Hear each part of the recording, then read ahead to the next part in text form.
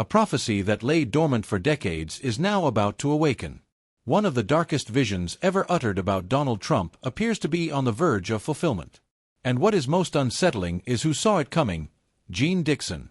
A woman who not only predicted the assassination of Kennedy, but also the death of Marilyn Monroe and an attack on the Pope, long before the world even suspected such a thing could happen. For years, her words were suppressed, silenced, dismissed as inconvenient. But today her warning about Trump resurfaces, and what she describes is not just about power and downfall. It is something deeper, more sinister, something that could change everything. Dixon was not a mere fortune-teller spouting vague pronouncements to impress the curious. She was a figure who walked between light and shadow. Born in 1904, she claimed that her gift came directly from God. From a very young age, her visions presented themselves with a force that even she could not ignore, but what set her apart was her courage. She did not hide. She spoke in names, dates, and details that time would later confirm. In 1956, as the world continued on its course, unaware of what was to come, Dixon predicted the death of a U.S. president, a young Democrat who would rise to power and die violently in office. 7 years later, the shooting in Dallas shook the planet. The prophecy had been fulfilled with a chilling accuracy that sent shivers down everyone's spine. From then on, no one would ever laugh at her words again. Her gift didn't stop there. She also foretold the death of Marilyn Monroe, the rise of communism in China, and an assassination attempt against Pope Paul VI in 1965. All of this before it happened. Her fame grew, but so did the fear. Some venerated her as a divine instrument, others feared her, convinced that her connection stemmed from something darker. She was a devout Catholic and said that her visions came to her while she prayed. This fusion of faith and prophecy made her messages resonate even more deeply with believers. She was seen as a messenger, a living warning that the divine and the unknown could intersect at any moment. For decades, she walked the line between sainthood and mystery, between hope and menace. Each fulfilled prediction reinforced her reputation.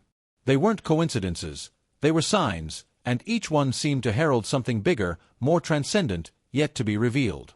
And now that something points to our time and a man named Donald Trump. What Jeane Dixon wrote about him remained hidden because many weren't ready to hear it. But her final warning might be the most unsettling of all. Before continuing with this story, one that will make you question destiny, power, and faith, I invite you to support this message.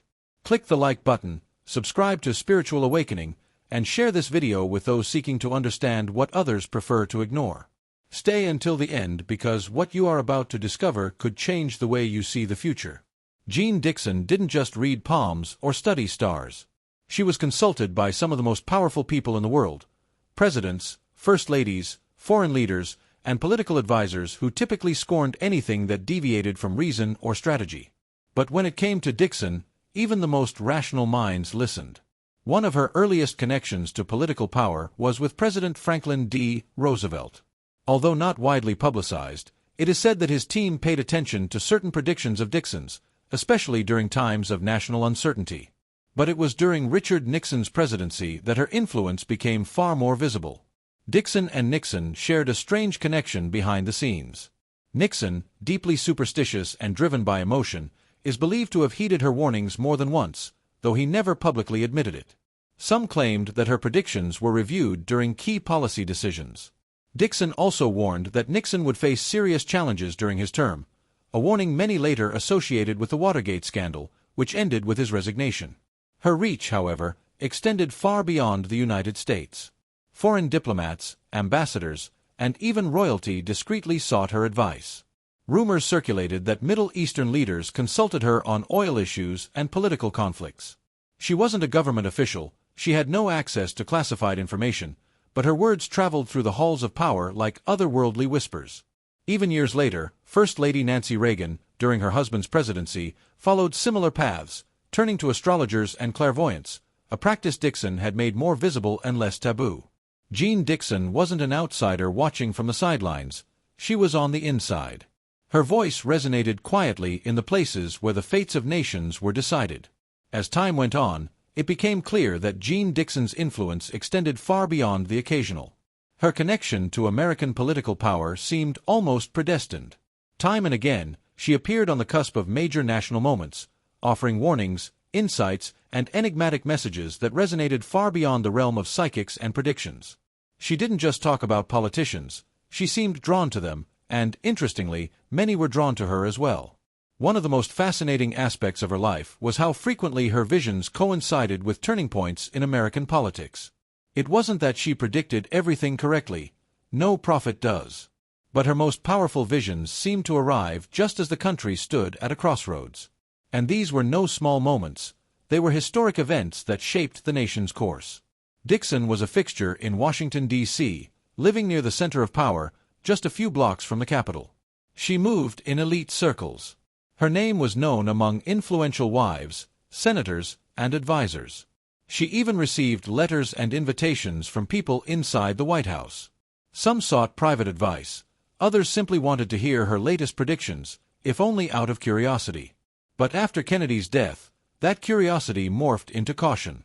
Her words could no longer be so easily dismissed.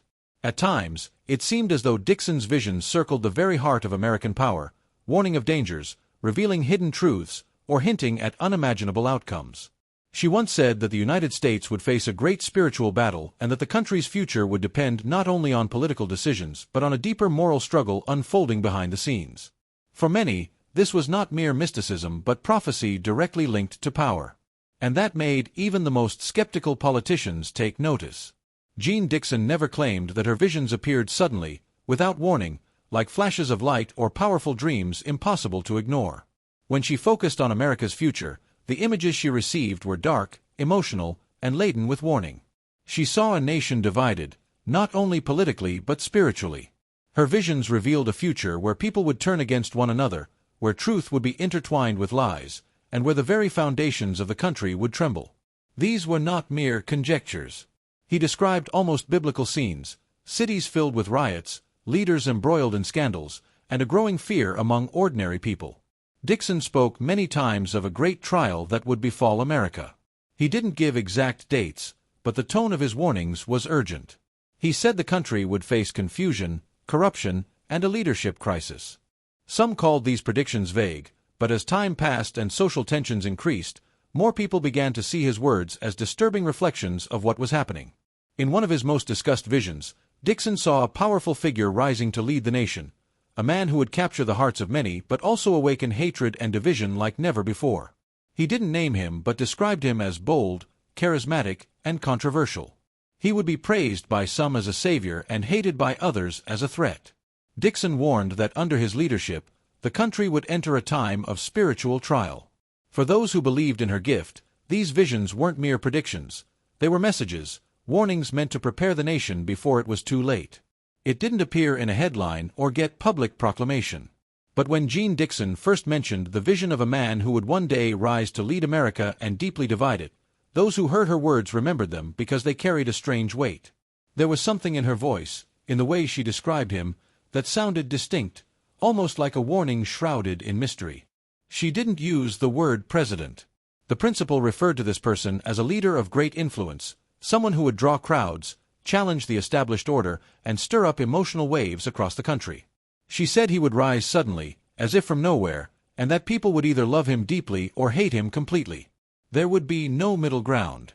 She described him as a man both admired and feared, with great charisma, courage, and confidence. She would speak directly, simply, unpolishedly, connecting with ordinary people, but warned that beneath the surface he would bring great disruption.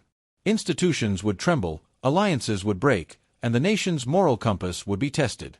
She said he would be a man who would carry the flag with pride, but behind that flag there would be conflict, not just political, but spiritual.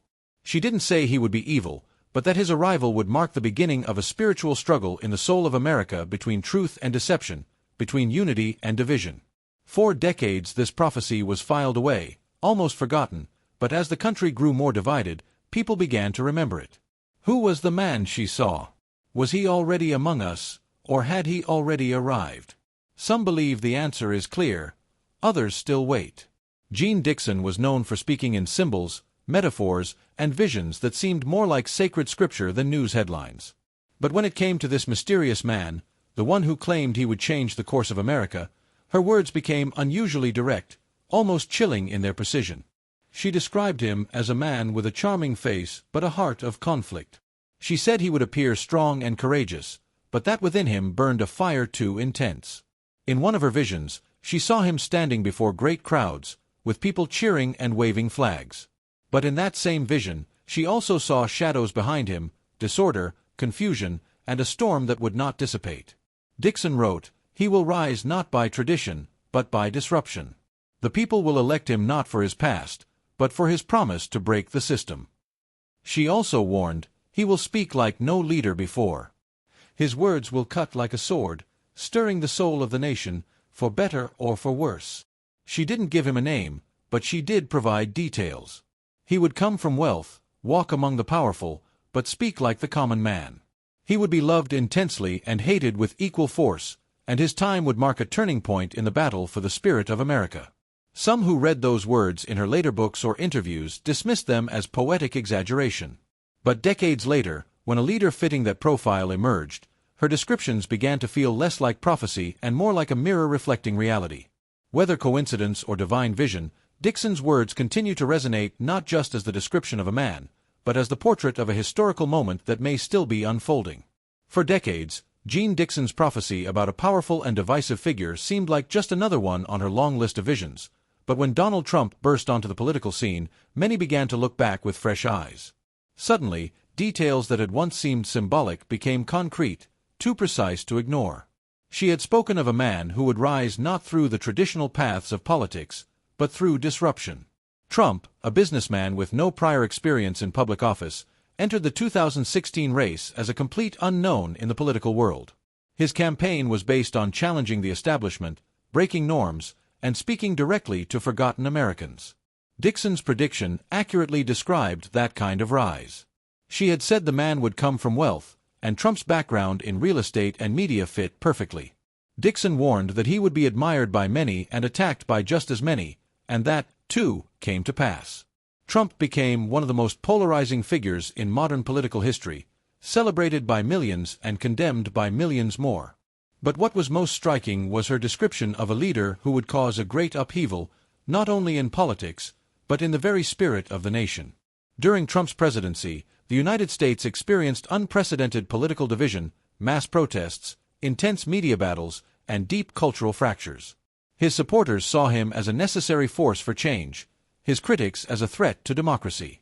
Many now believe that Dixon's prophecy was never vague, but a vision of a future that only made full sense when Donald Trump took to the political stage.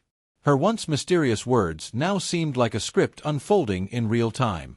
For those who had followed her visions for years, this was the moment they had been waiting for, and it was not yet over.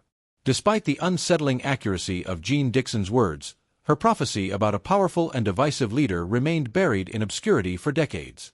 It wasn't because the vision lacked weight, but quite the opposite. Probably because the details were too disturbing, too disruptive to be taken seriously in her time. In the years following her predictions among the most famous visionaries, Dixon was both revered and ridiculed. The media portrayed her as a sensationalist figure, and skeptics used her occasional inaccuracies to discredit the bigger picture. Over time, her voice, once respected in political and religious circles, began to fade. People moved on, dismissing her words as relics of a strange past. Also contributing was the fact that her prophecy didn't point to any then-known political figure. The man she described didn't yet exist, at least not in the public eye, without a face to give shape to the words.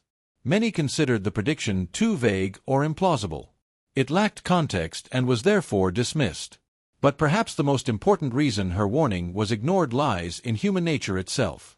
People tend to shy away from messages that bring discomfort. Dixon didn't speak of peace or healing in this vision. She spoke of division, of spiritual conflict, of a storm that was loomed over the soul of the nation.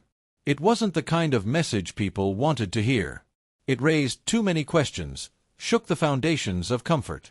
Only when Donald Trump rose to power with all the traits Dixon had mentioned decades earlier did the ancient writings resurface.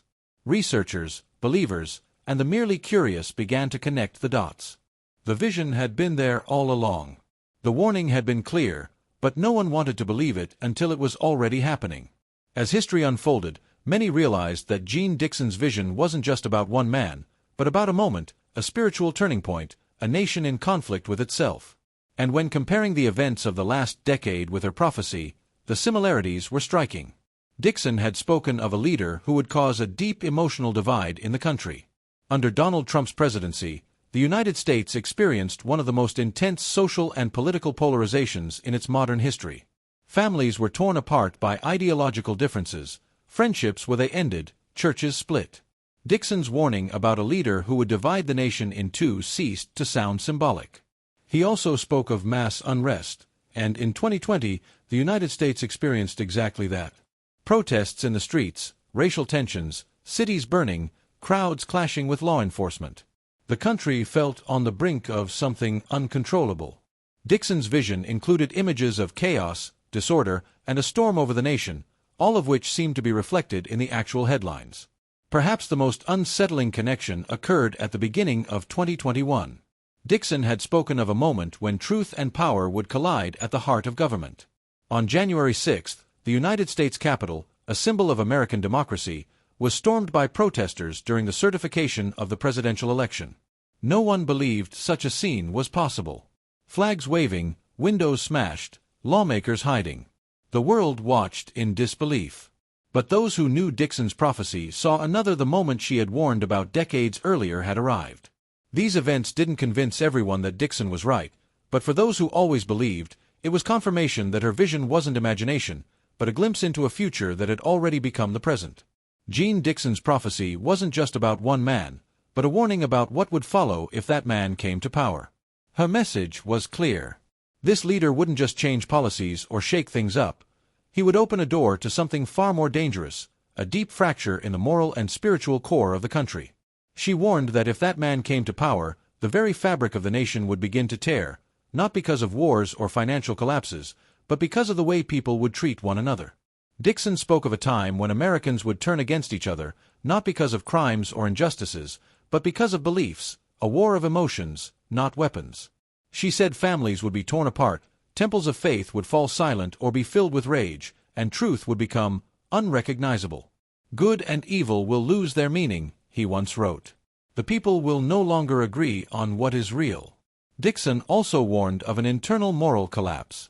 He wasn't talking about sudden destruction, but a slow erosion in which power becomes more important than principle, where fear replaces faith, and the nation slides into confusion without realizing it. He said that once that pattern began, it would be difficult to stop, like a river changing course and sweeping away what was once dry land.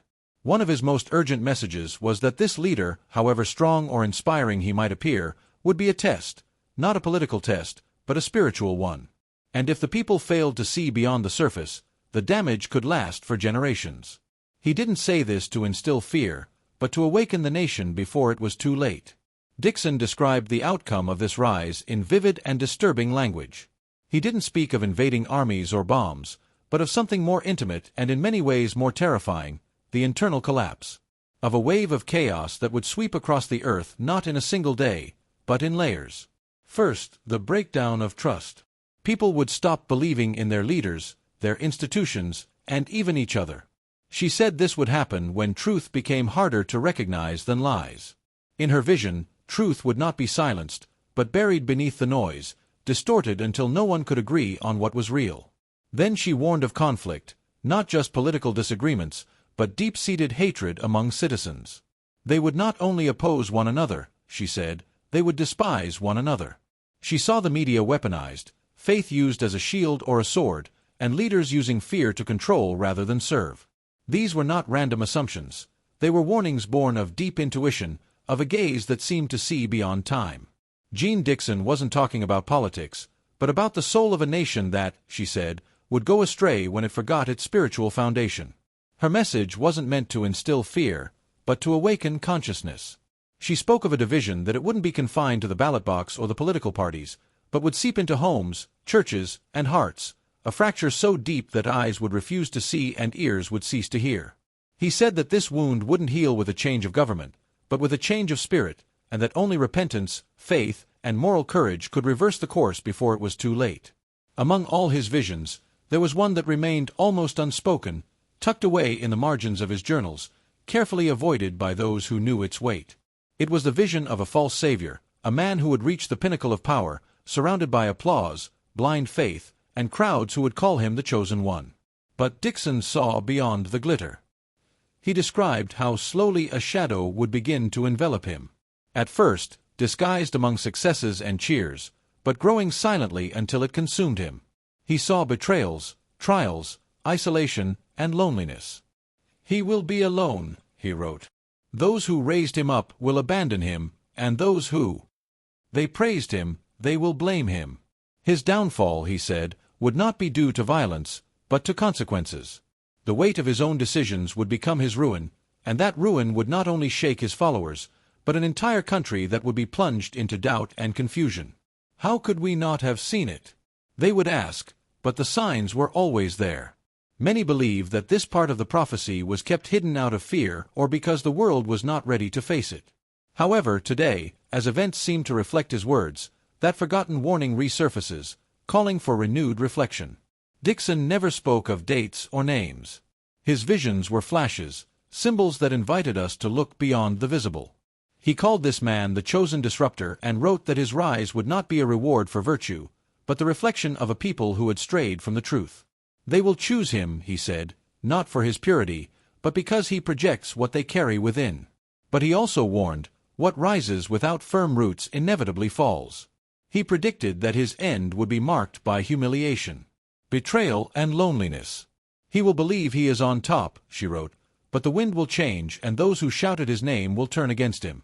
And his fall, slow and painful, will be more spiritual than political. A man surrounded by voices, but empty inside." His story will not be remembered as that of a victor, but as a warning of what happens when faith is replaced by ego and hope by idolatry. The deepest part of her prophecy was not the fall of a man, but the mirror he held up to an entire nation. Dixon believed that this leader represented collective pride and that his fall would show the price of that pride. "The man will fall," she wrote, "but the spirit he awakened may remain, and only a return to truth and to God can silence it." Jeane Dixon passed away in 1997. She did not see what would come next, but her words seem to resonate with unsettling clarity in our present. Today, many reread her writings, not to seek predictions, but to find understanding, because her messages speak not only of politics or destiny, but of soul and purpose. Perhaps its greatest lesson lies not in what it warned against, but in what it invites us to do now. To look inward, heal our divisions, reconnect with the truth, and remember that no leader, no figure can replace the voice of conscience or the light of the divine. If this message touched your heart, I invite you to like it, subscribe to the channel, and share it with someone who needs to hear it. Tell me in the comments what you think, what you feel, what reflection this story leaves you with. Thank you for joining me until the end, and may God always bless you.